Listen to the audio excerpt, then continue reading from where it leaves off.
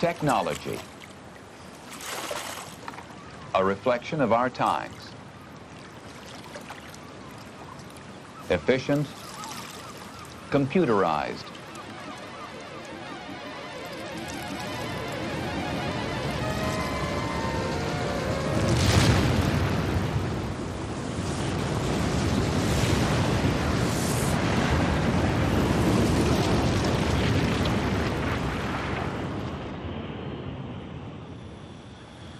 Technology is the human imagination converted into reality.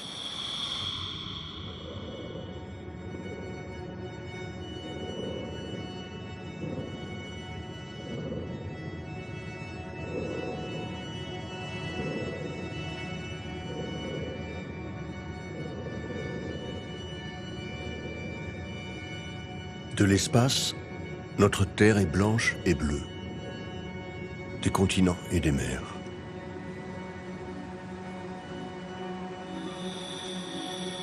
En bas, un paradis. La douceur de l'air, l'odeur de l'iode et la fraîcheur de l'eau.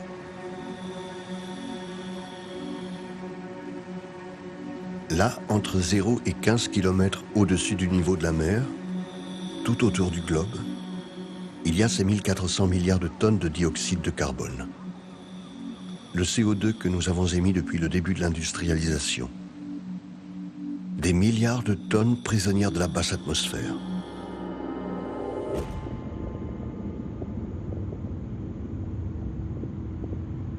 Le progrès est notre raison d'être depuis 2 siècles. Il a considérablement amélioré nos modes de vie. Il nous a aussi donné le napalm, les pesticides, les déchets radioactifs et le réchauffement climatique.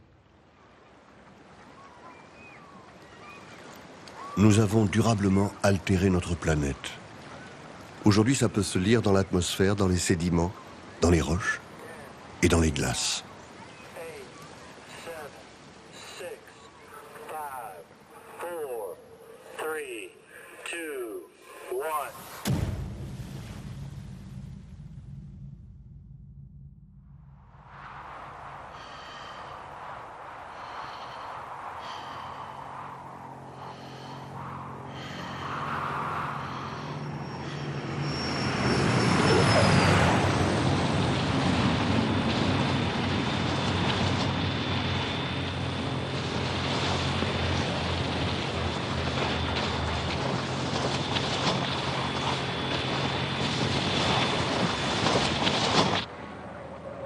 La communauté scientifique mondiale multiplie les alertes depuis 40 ans.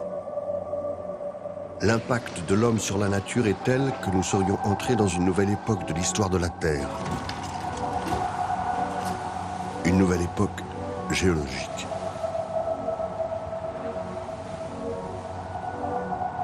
Et changer d'époque géologique, c'est peu fréquent. Celle dans laquelle nous vivions jusqu'ici, l'Holocène, a commencé à la fin de la dernière période glaciaire il y a 11 700 ans.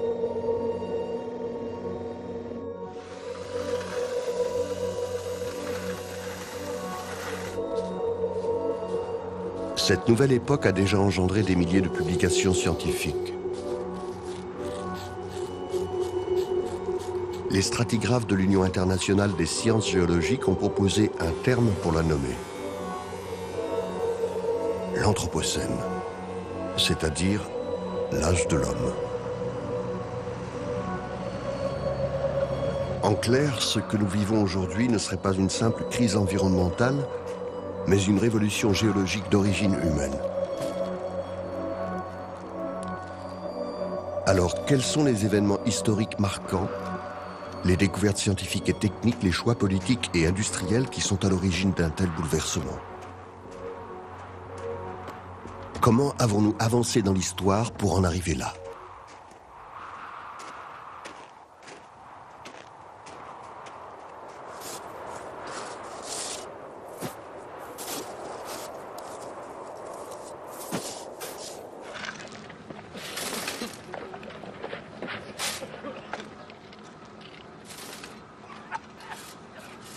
Quand ces images sont filmées, l'homme creuse la terre pour les besoins de son industrie depuis des siècles déjà. Le commencement de l'extraction industrielle de la houille, le charbon de terre, à l'aube du 19e siècle, marque le début de l'exploitation des énergies fossiles hautement productrices de CO2. Une exploitation massive responsable de l'abîme environnemental auquel nous sommes aujourd'hui confrontés.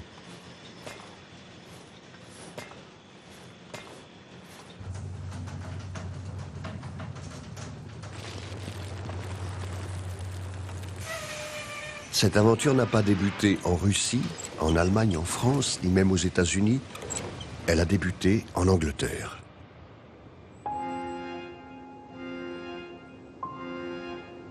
À la fin du XVIIIe siècle, le prix du bois s'envole partout en Europe occidentale. Les forêts, exploitées toujours plus intensément pour approvisionner les foyers, les forges, les ateliers, les petites industries de l'époque, n'y suffisent plus. Les forêts dépérissent. Les savants s'alarment. Que faire face à la pénurie de bois ? Comment lutter contre la déforestation et son cortège de désastres, érosion, glissement de terrain, inondations et même déjà changement climatique. Dans la pensée dominante de l'époque, la Terre est une création divine.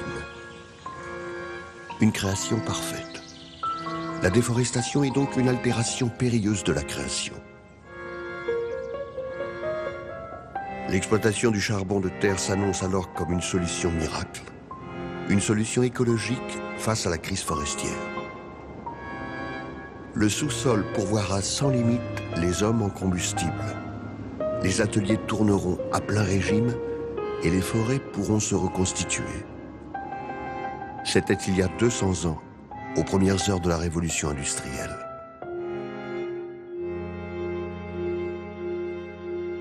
Grâce au charbon, la révolution est engagée et plus rien ne l'arrêtera. Les Britanniques investissent d'immenses capitaux dans leur développement industriel et commercial. Machines à vapeur, fonderies, chemins de fer, mines en tout genre, usines de production de gaz pour éclairer les villes.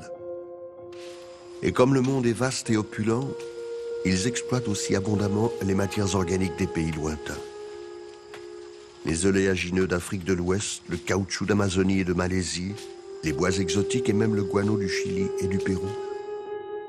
Et plus que toute autre matière première pour alimenter leur gigantesque industrie textile, qui est le moteur de la révolution industrielle, les Anglais ont besoin de coton, de beaucoup de coton. Celui qui pousse si bien sur les terres fertiles des Amériques. Celui que l'on cultive dans la sueur et dans le sang.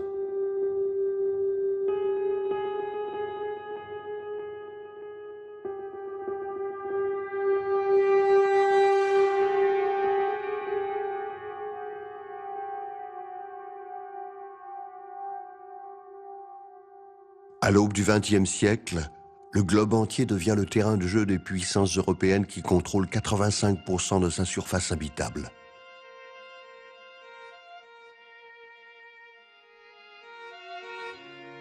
Intellectuels, juristes, économistes et politiques britanniques, allemands, français, belges ou états-uniens légitiment leur droit à coloniser les autres continents par l'incapacité des peuples colonisés à exploiter efficacement et durablement les ressources sur lesquelles ils sont assis.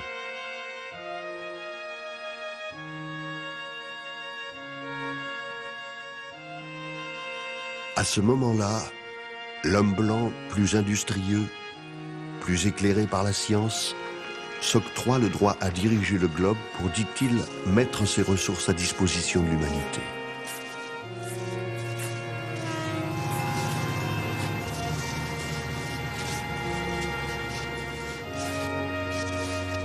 L'histoire du progrès est une histoire humaine bien trop humaine, avec ses perdants et ses gagnants.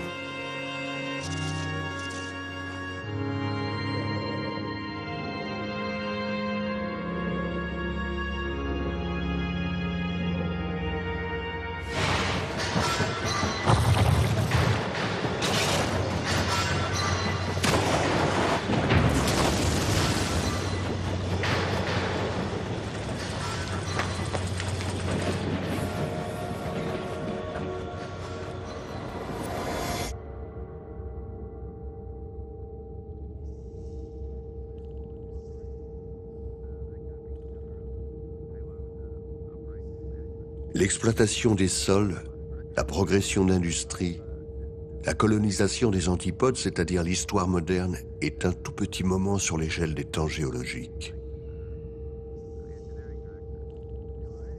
Imaginez, si l'on rapporte l'histoire de notre planète à une journée de 24 heures, l'homme est apparu dans les 5 dernières secondes. Et l'époque de l'Anthropocène, c'est-à-dire l'époque industrielle, serait apparue dans les 2 derniers millièmes de seconde.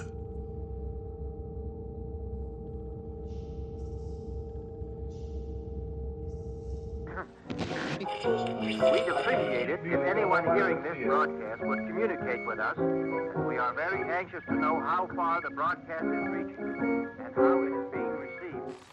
If I was with you, you were the top. I dive to the bottom and I never come up. Oh, how long do I have to wait? Les cheminées de l'industrie du 19e siècle crachaient d'épaisses fumées et étouffaient les habitants des villes d'Europe de l'Ouest. À l'aube du XXe siècle, grâce au charbon, les Anglais dominaient le monde, mais l'Amérique s'apprêtait à imposer à son tour sa puissance en s'appuyant elle aussi sur le carbone. Au charbon de l'Empire britannique allait s'ajouter une énergie nouvelle. Aujourd'hui, on se dit que le pétrole vient des pays du Golfe. Mais depuis le premier puits de pétrole creusé en 1859 en Pennsylvanie, le sol américain a davantage été foré que n'importe quel endroit sur Terre.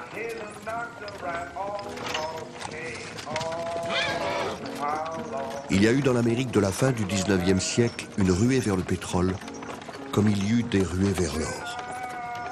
L'or noir de Pennsylvanie a attiré les explorateurs, les aventuriers et quelques hommes d'affaires bien inspirés.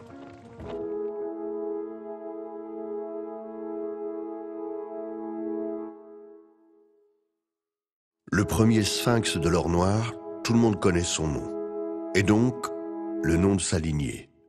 Une famille de raffineurs, d'hommes d'affaires et de banquiers.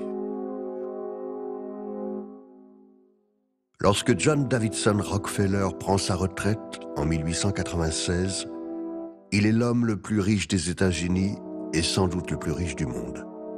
La Standard Oil, l'entreprise qu'il a créée 30 ans plus tôt, contrôle l'immense majorité du marché pétrolier des États-Unis.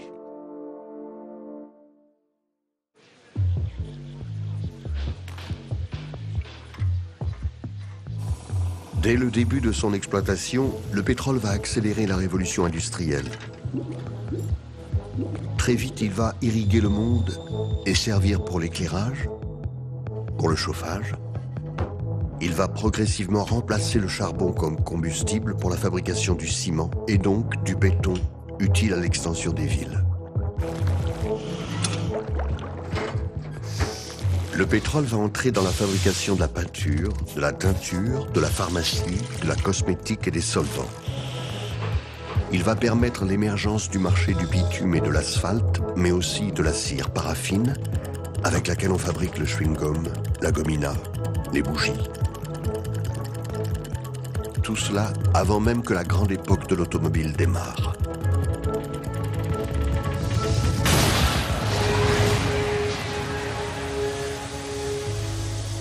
Quelle bénédiction le pétrole a été pour l'humanité, s'est exclamé un jour John Davidson Rockefeller. Au regard du progrès, c'est vrai. Et au regard des affaires, c'est vrai aussi.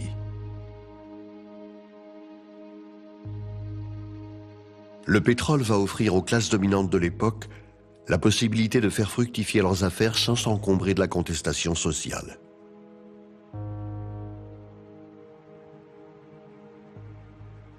Il va permettre aux industriels de contourner les puissants syndicats de mineurs qui se sont constitués pendant tout le 19e siècle en Europe de l'Ouest comme aux États-Unis et qui, en bloquant les mines, peuvent bloquer toute l'économie d'un pays.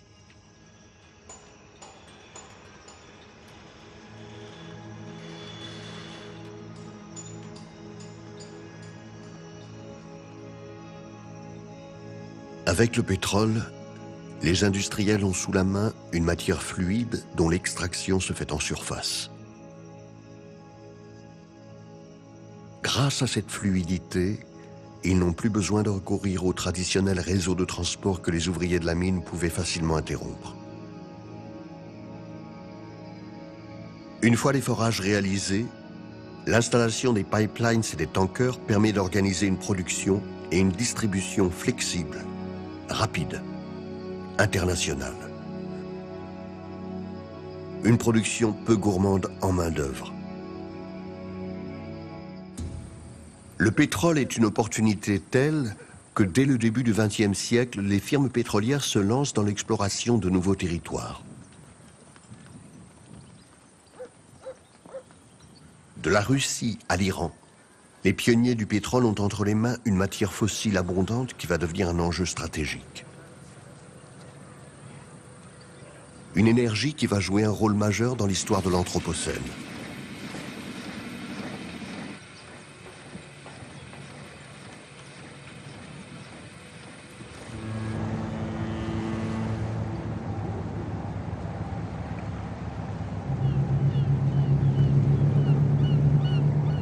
En 1910, la marine anglaise, qui est la plus puissante et la plus développée du monde, abandonne le charbon comme source d'énergie pour la propulsion de ses navires au profit du mazout.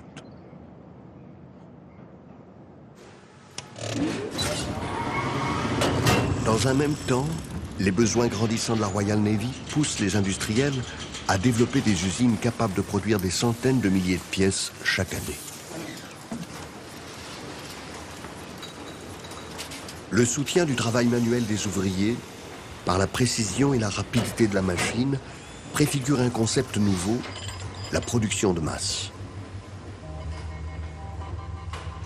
De ce rendement sans précédent, jouiront bientôt les constructeurs d'avions et surtout les fabricants de canaux.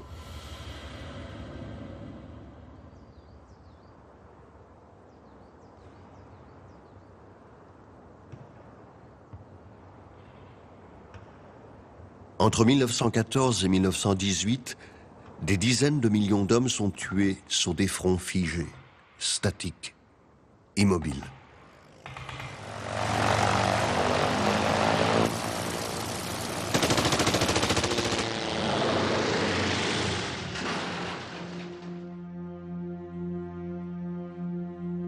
Cette immense boucherie collective va faire la puissance et la fortune de nombreux industriels.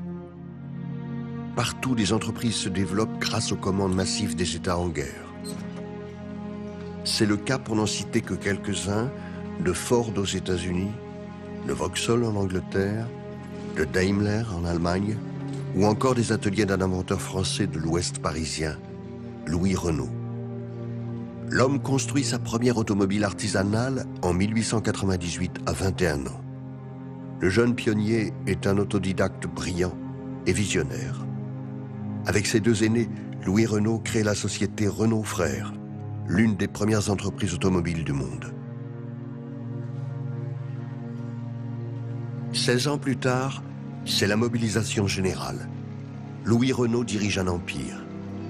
Et la guerre va lui permettre de voir encore plus grand. Tandis que les jeunes soldats meurent au front, Louis Renault travaille avec acharnement. Ses ouvriers et ses ouvrières aussi. Ils sortent des usines des milliers de camions, des obus, des moteurs d'avions et des avions de reconnaissance. En 1917, Louis Renault construit le premier char d'assaut français, le FT-17. Une machine de guerre techniquement révolutionnaire. En 4 ans de guerre, Louis Renault multiplie par 5 le chiffre d'affaires de son entreprise. Et Louis Renault n'est qu'un parmi d'autres. La Première Guerre mondiale donne l'impulsion à la massification de l'automobile et au développement de l'industrie moderne. Les équipements de production tombent à plein régime. Le taylorisme et le travail à la chaîne se diffusent à l'ouest du monde. Le futur se prépare à grands pas.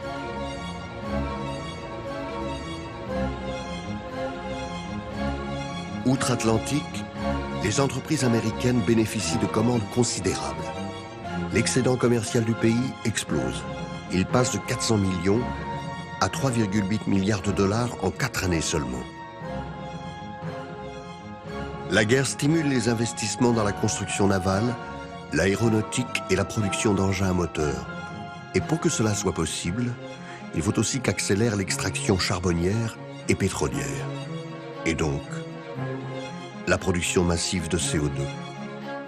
Notre problème d'aujourd'hui.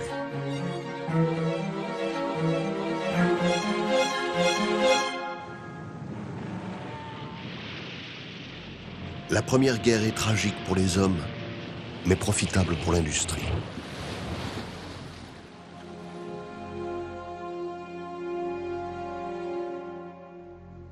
Et dans cette guerre, il n'y a pas que l'automobile, l'aviation, le charbon et le pétrole. Il y a aussi la chimie. Poudre d'explosifs, balles et bombes sortent des usines d'Europe et des États-Unis en quantité sans précédent. L'entreprise américaine DuPont produit près de la moitié des explosifs nécessaires aux forces alliées. En 4 ans, DuPont croît immensément.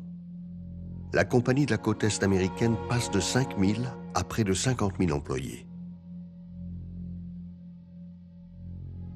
En Allemagne, pour les besoins de la guerre, Fritz Haber, un brillant chimiste, coordonne les recherches des entreprises BASF, Hoechst et Bayer. Haber est l'un des plus grands chimistes de son époque. Pour fournir l'armée allemande en explosifs, il vient de mettre au point un procédé de synthèse de l'ammoniac qui servira de fertilisant dans toute l'agriculture du XXe siècle.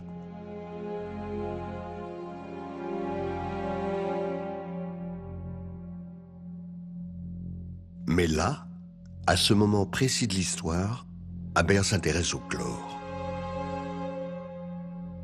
Il met toute son intelligence au service de sa patrie. Il veut produire le tout premier gaz de combat.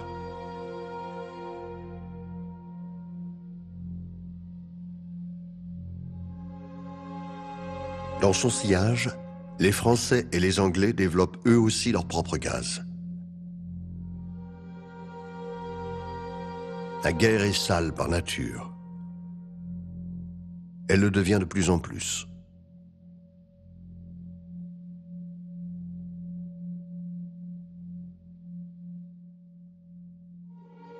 Loin de la boue des tranchées, une autre guerre est en train de s'engager.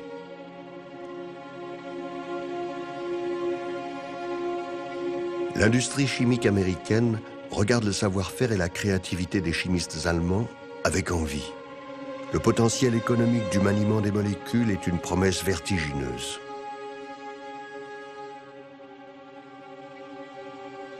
Dès l'entrée en guerre des États-Unis en 1917, le président Wilson crée l'Office de la propriété étrangère.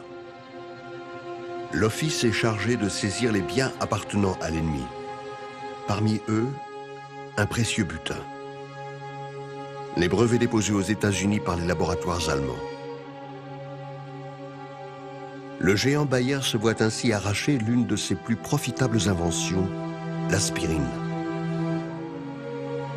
Une manne dont profitera la Monsanto Company, une jeune entreprise dont le nom est encore peu connu. Cette saisie devait être provisoire et les brevets rendus à leurs auteurs à la fin des hostilités.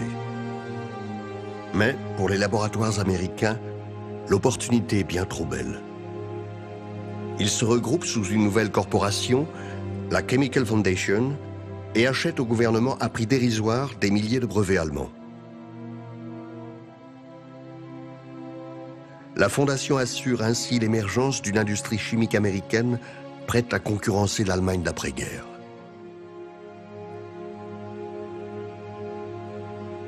De l'autre côté de l'Atlantique, les chimistes allemands doivent réagir. Pour pallier à la spoliation de leurs brevets, ils s'unissent en 1925 et forment le groupe IG Farben. Le brio des chimistes allemands va pouvoir encore s'exprimer. IG Farben devient rapidement le plus grand groupe de la chimie du monde. Produits pharmaceutiques, teintures, nylon, plastique, caoutchouc synthétique et pesticides, sortent de leur laboratoire.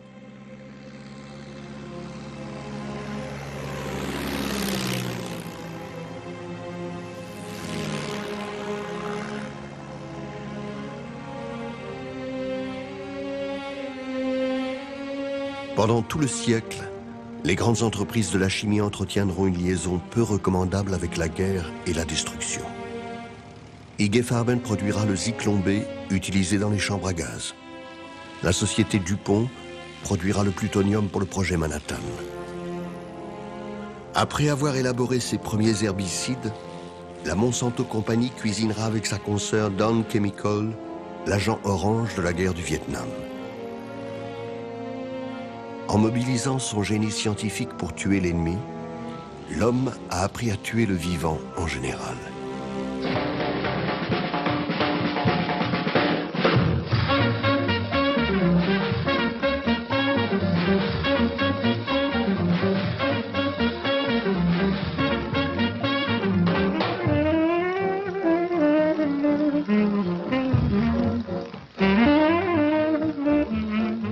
En 1918, l'Amérique s'affirme comme la nouvelle grande puissance mondiale et swing au son du jazz des clubs de Chicago et de New York. Au pied des buildings, alors que les citoyens avaient l'habitude de se déplacer en tramway, on commence à rouler dans les Ford assemblés dans les usines de Détroit.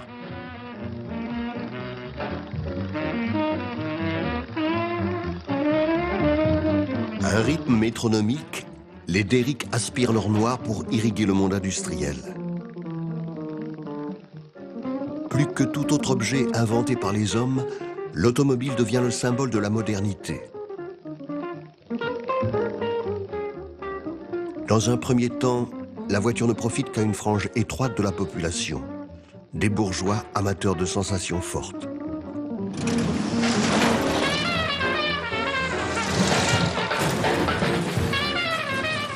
Elle constitue une nouvelle nuisance et un nouveau danger pour la population.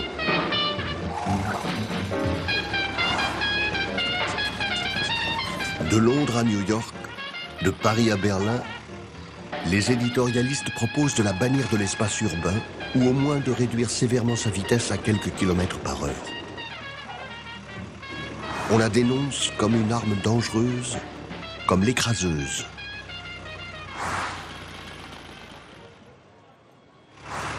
L'automobile impose dans la ville une nouvelle discipline et rend impossible les jeux d'enfants dans l'espace public.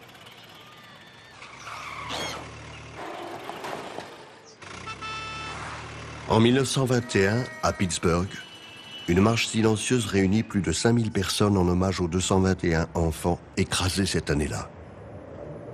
L'année suivante, la ville de Baltimore inaugure un monument à la mémoire des enfants qui ont succombé. La colère et les larmes accompagnent le développement de la voiture. Et le lobby automobile fait entendre aux piétons que la rue ne leur appartient plus. Please, lady. Always look at the traffic signal before you step from the curb. Passage piéton, feu rouge, goudronnage, voie rapide, rond-point, parking transforment progressivement la physionomie des villes pour les adapter aux écraseuses. En 1922, tandis qu'une procession de 10 000 enfants remonte les rues de New York pour prévenir des dangers de l'automobile, un homme puissant, Albert P. Sloan, patron de General Motors, crée un groupe de travail.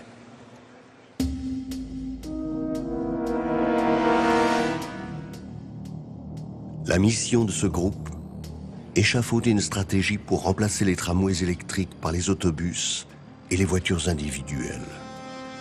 Le cœur du business de General Motors.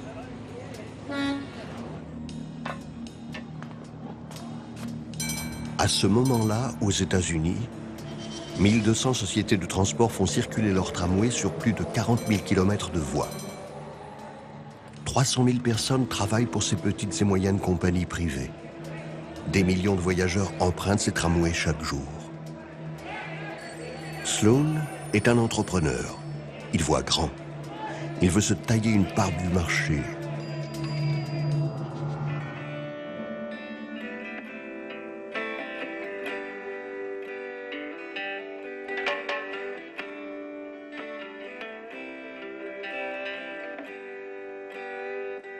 Mais en octobre 29, le krach boursier fait trembler l'Amérique. Les spéculateurs ont trop spéculé. Le peuple va avoir faim. Les ouvriers et les classes moyennes vont connaître le chômage.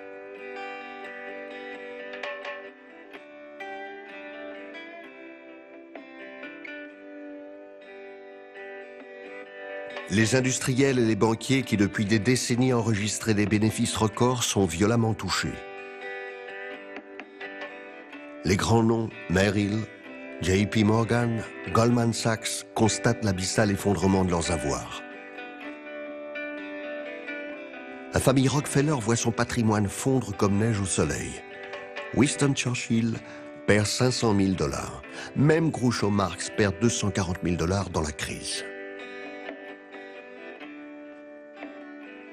La production de pétrole, de charbon, d'automobiles diminue drastiquement. En moins de 3 ans, General Motors, toujours dirigé par Sloan, voit son action perdre les 3/4 de sa valeur. Les industriels, les hommes d'affaires vont devoir se refaire. Sloan a toujours ces satanés tramways en tête. Et là, prises dans la Grande Dépression, les sociétés de tramway sont elles aussi fragilisées. Nous sommes au milieu des années 30. Pour Sloan, c'est le moment de passer à l'action. La suite de l'histoire est consignée dans un rapport de 100 pages rédigé pour le compte du Sénat américain par Bradford Snell, un procureur spécialiste des lois antitrust.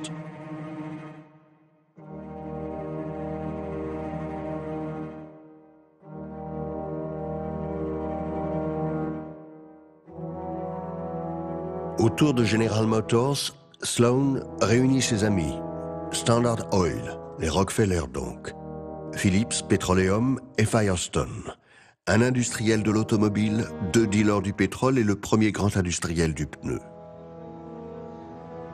Ensemble, ils entrent au capital d'une sombre compagnie de transport, la National City Lines. Ils en prennent le contrôle et créent une myriade de filiales. Ils achètent alors les entreprises de tramway dans près de 45 villes américaines. Des petites villes et d'autres aussi importantes que Détroit, New York, Oakland, Philadelphie, Chicago, Saint-Louis, Los Angeles. Quand les municipalités ne veulent pas vendre, les hommes d'affaires n'hésitent pas à utiliser la corruption d'élus et de hauts fonctionnaires et, si besoin, les services de la pègre locale.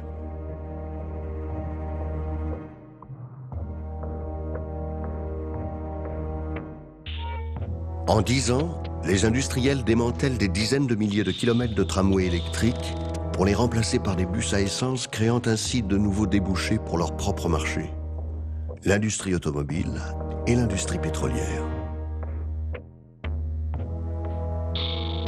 La fin des tramways américains n'est pas un détail de l'histoire, c'est un marqueur. Un symbole d'une pensée univoque du progrès. L'Amérique, comme les autres pays industriels qui vont aussi démanteler leur propre réseau, le font au détriment d'un transport collectif moins encombrant, moins polluant. Les affaires sont les affaires.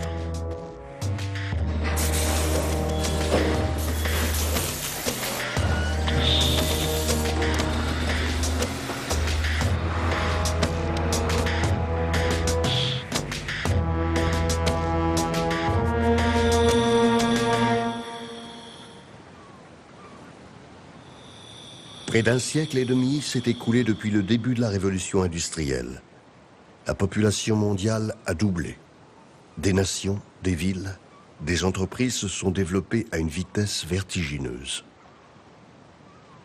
Aux États-Unis comme en Europe, la crise de 1929 a projeté dans la pauvreté des millions de femmes, d'hommes et d'enfants.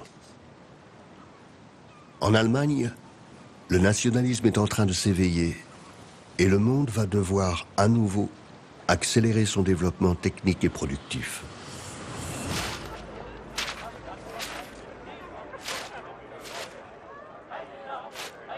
Dans les années 20, si les chimistes d'IG Farben et quelques entreprises industrielles comme Krupp ou Siemens sont en bonne santé, l'Allemagne survit avec une dette colossale et subit une crise bancaire sans précédent. La panique s'est emparée du peuple allemand dès que les journaux ont annoncé la véritable situation du pays, incapable de faire face à ses engagements. Les épargnants se sont rués vers les banques pour en retirer les dépôts qu'ils leur avaient confiés.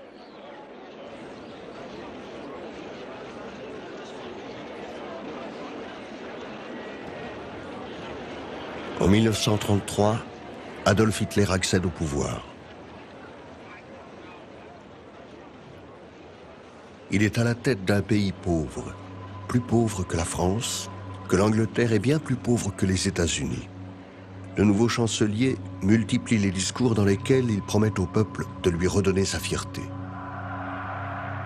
Wir müssen, so oder so, auch den letzten Mann in Deutschland, der überhaupt tätig sein will, wieder in eine Arme bringen. Ich glaube an unser deutsches Volk, glaube an die Millionen schaffender Menschen in diesem Volk, glaube auch an die Vernunft unseres Volkes, glaube an meinen eigenen Willen und es müsste mit dem Volk hergehen, wenn wir dann nicht unter Deutschland wieder kräftig und unser Volk nicht mehr glücklich machen können. Adolf Hitler, fasciné par la personnalité d'Henry Ford, son génie productiviste et son antisémitisme, lance un chantier historique. La construction de 6000 km de voies rapides, le premier réseau autoroutier du monde.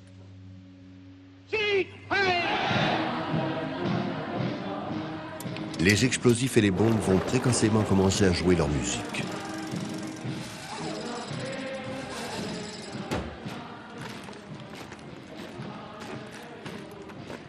Ici, non loin de la capitale allemande, on n'utilise pas moins de 2 tonnes de dynamite pour niveler le terrain, déterminant ainsi de formidables explosions.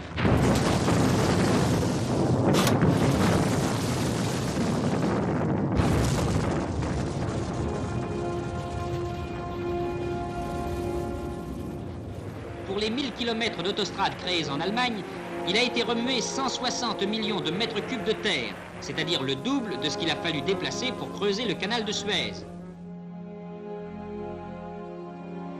Dans l'Allemagne nazie, la construction de voies rapides ne répond à aucun besoin immédiat. Le pays est encore très faiblement motorisé.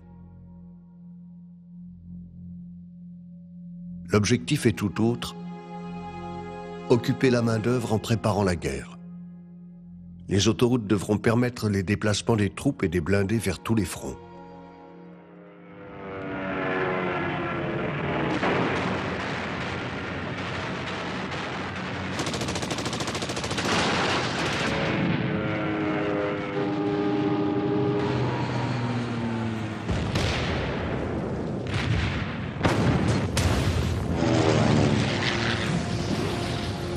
Les autoroutes de l'Allemagne nazie sont le symbole de ce qui s'annonce plus que jamais, le lien entre guerre et pétrole.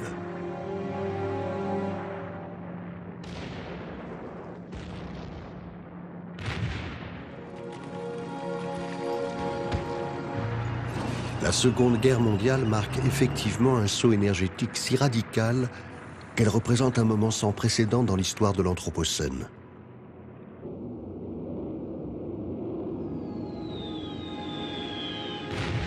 Le soldat américain de la Deuxième Guerre consomme 228 fois plus d'énergie que celui de la Première. Le principal avantage stratégique des forces alliées consiste d'ailleurs dans l'approvisionnement presque illimité en pétrole américain.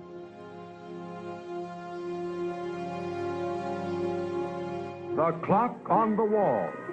On the 7th day of December 1941, it struck the 11th hour.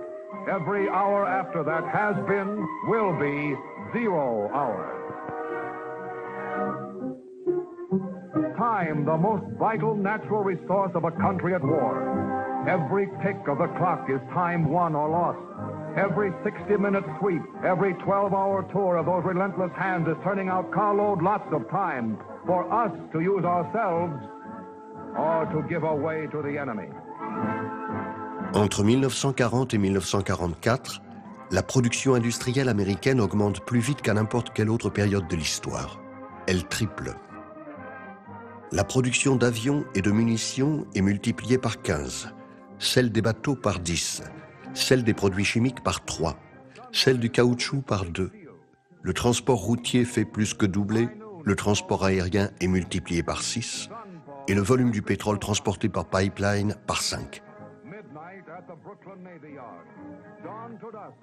Les moyens de production hors normes développés pour la guerre préparent un monde nouveau. Un futur hyper productif, hyper industriel s'annonce. Inside of 24 hours, 1/20th of a freighter or a tanker can be built. Within those same 24 hours, a squadron of tanks can roll off the assembly line, and a flight of bombers can be made ready from radio to rudder boat. In one day, 1,000 acres of corn can become 30,000 bushels of food. In one day, one plant unit can turn out enough rifles to equip a battalion of infantry, the men who, in one day, might win a war or lose it.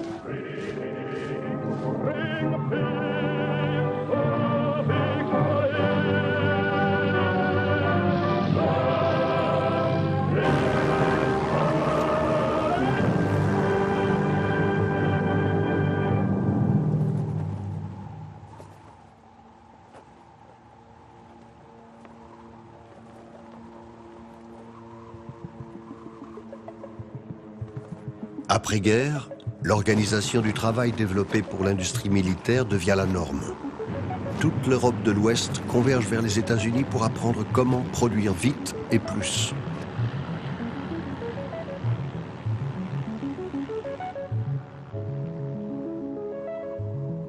Tout semble devenir possible. La puissance des hommes va pouvoir s'exprimer sans limite grâce à de nouvelles machines, de nouveaux moyens pour les travaux publics, l'agriculture ou encore pour la pêche. La reconversion des technologies de guerre dans l'industrie civile préfigure un futur d'abondance. Le nylon développé par la compagnie DuPont pour fabriquer des parachutes, des gilets pare-balles, des pneus spéciaux permet la fabrication de filets de pêche longs de plusieurs kilomètres et donc le développement de la pêche industrielle d'aujourd'hui. Les appareils de détection de bateaux et de sous-marins ennemis vont bientôt servir à repérer les bancs de poissons et finalement participeront à l'épuisement des ressources des océans. Les tanks, qui avaient mobilisé de nombreux industriels aux États-Unis, en Allemagne, en France, en URSS, en Italie, servent de modèle pour tous les engins à chenilles, abatteuses, débusqueuses, grumiers, bulldozers.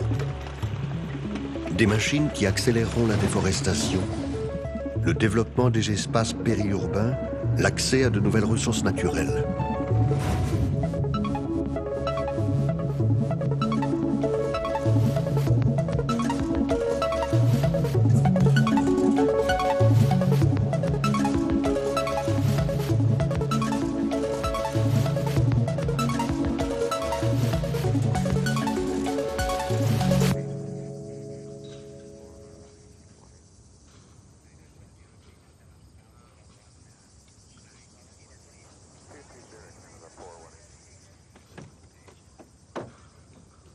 La Seconde Guerre va finalement permettre d'atteindre un paroxysme du génie humain.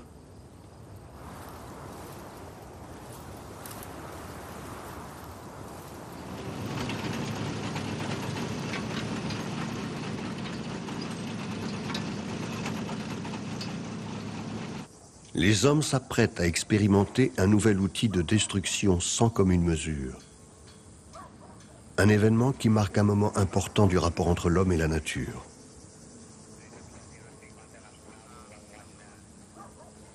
Le 16 juillet 1945, loin d'une Europe en cendres, dans la vallée désertique de Jornada del Muerto au Nouveau-Mexique, des centaines de scientifiques s'apprêtent à procéder à la première explosion nucléaire de l'histoire. Le nom de code de cet essai, Trinity.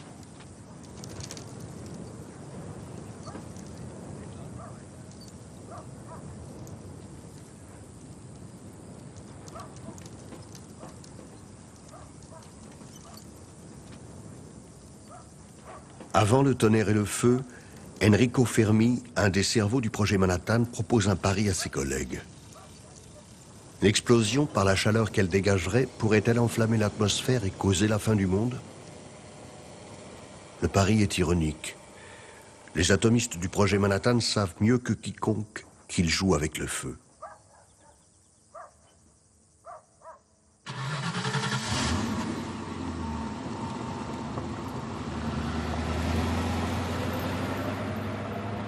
À 5h10, le compte à rebours est lancé.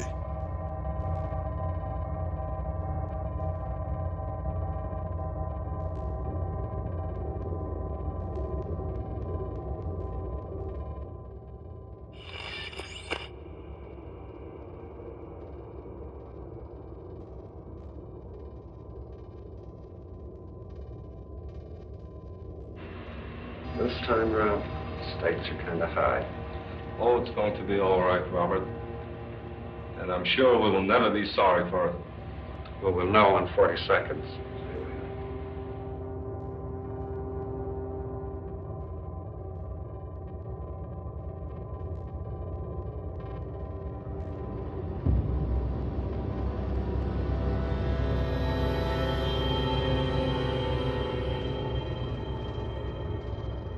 À 5h29 21 secondes, Gadget explose avec une puissance comparable à 20 000 tonnes de TNT.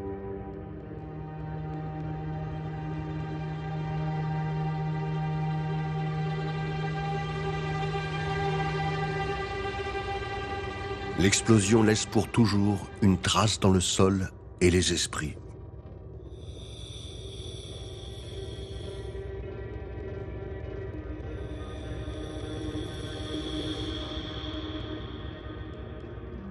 Trois semaines plus tard, Hiroshima et Nagasaki ne sont plus. La destruction de ces deux villes a obéi à une volonté politique plus que militaire. La question de larguer une charge atomique au Japon, sur un territoire désert, s'est posée. Mais l'expérimentation n'aurait pas été totale. Il fallait savoir les effets réels d'une frappe nucléaire sur une zone urbaine.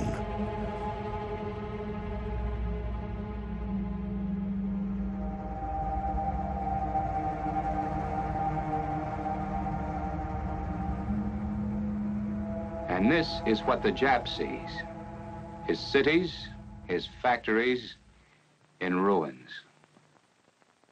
A lot of you out there are probably asking, well, why show us this? The war's over. Well, we wanted to let you in on one of the big secrets of the war. Thought you might be interested. Yes, you're right. The war is over, and we won it. And by we, I mean the foot soldiers, the men at sea, the crews who flew the missions, you men and women who worked in the factories, the scientists who gave us radar and the atomic bomb. That was all part of winning the war. But now there's a matter of the peace. Most of the men in uniform will be returned to civilian life. Likewise, factory workers will go back to producing civilian goods. But our scientists must go on perfecting old inventions and developing new ones for the security of our nation at peace.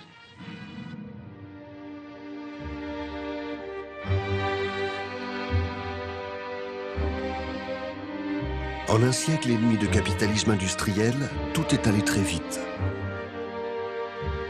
Les Occidentaux sont devenus des consommateurs de matières premières de plus en plus avides. Avec la fin de la guerre, le métabolisme mondial s'apprête à entrer dans une nouvelle période. L'Amérique va jouer en chef d'orchestre. La guerre froide, la consommation de masse, le développement du périurbain, l'agriculture industrielle vont s'inviter dans cette histoire. Et la plongée dans l'Anthropocène va encore accélérer.